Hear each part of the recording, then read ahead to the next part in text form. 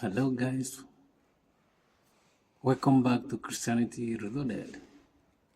Praise be to our Lord Jesus Christ.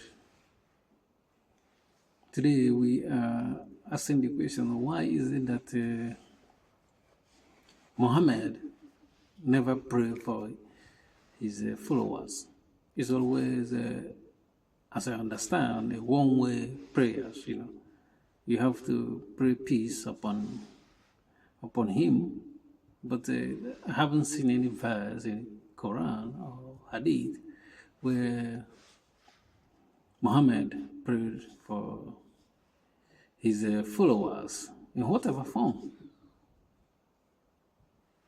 But I have seen places where they pray for the prophet.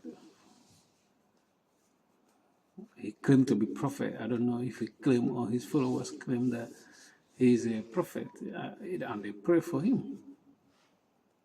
And even they even ask God to pray for everybody, prays for him, for Muhammad. But he never prayed for his followers, or people we call the believers. Maybe there might be a verse in the Quran. If that is true, the Muslims can challenge me on that. Say, look, there is a place that he prayed for his followers.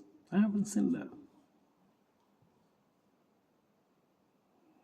The only thing I see is all the privileges he acquired for himself, and he gave a little bit to his followers. He tell them to like a marriage, they can marry 4 wives, but him can get 11 wives.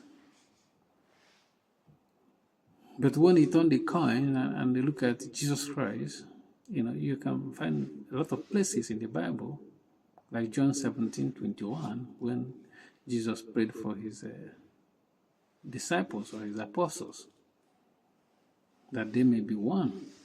And it's many places, many verses in the Bible that Jesus prayed for his followers.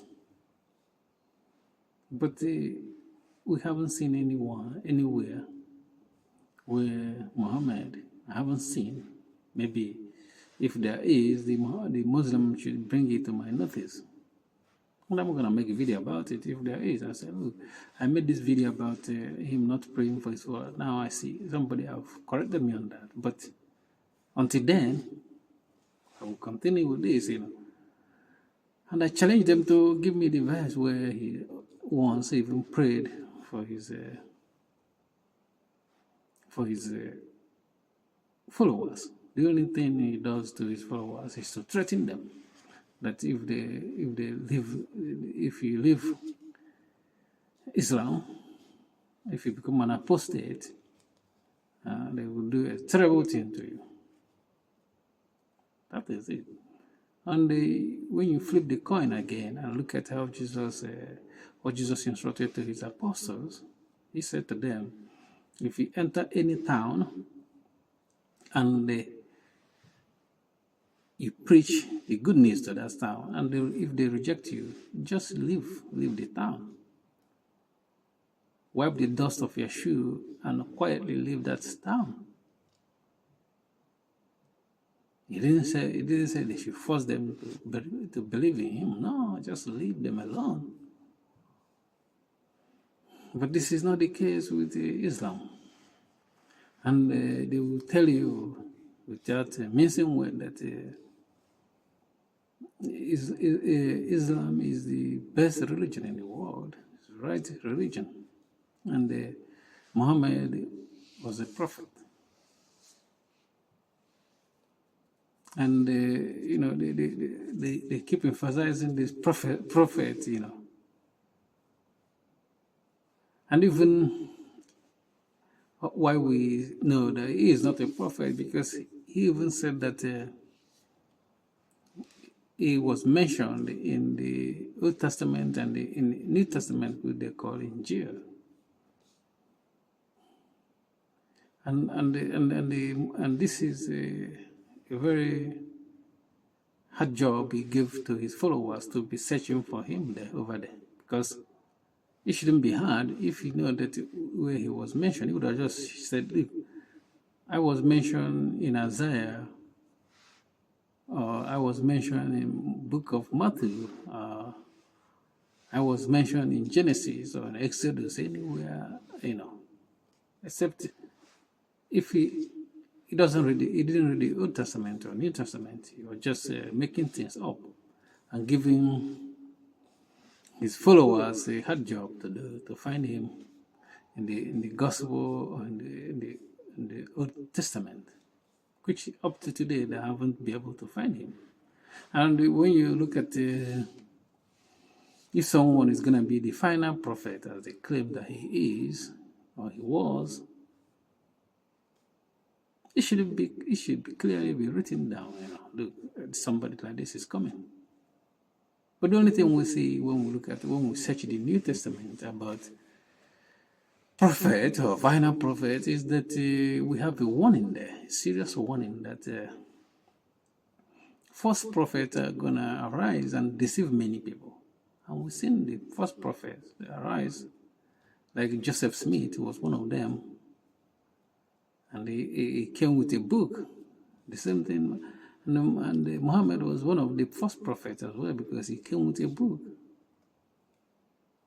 He doesn't, his teaching, it was not in line with other prophets. But they keep saying, oh, we have thousands of prophets, but they cannot find any prophet that matches the teaching of Muhammad. That's the problem the Muslims have.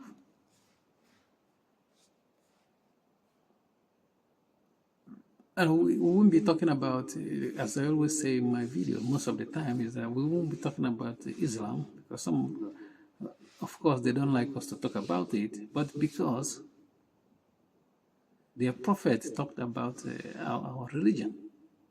He even spoke to the people of the book. He even spoke to the Christians. And Christians were not speaking to him. I don't know why he decided to instruct the Christians in how to regard God, and the same thing to the Jews. He preached to them as well in that book. That's why we're talking about him, because he shouldn't have spoken to the Christians, because he doesn't understand what Christianity means. He shouldn't have spoken to the Jews, because he doesn't understand. He said he is an unlettered prophet. He didn't nothing. He was illiterate. He didn't study. You can't just start talking about something without studying that stuff like that. He can't be talking about Christianity if he doesn't study about it. We can't just take him because he said that he's speaking from God, is telling him to say something. It's not how it works. Because the same God he claimed that he's speaking to you is the one that revealed those books that he didn't even care to read. And there is contradiction. God cannot be contradicting each other. Thank you for watching. Please don't forget to subscribe to our YouTube channel and help us to grow. And if you disagree with us, let us know in the comment section, or even if you agree. Thank you for watching. Peace.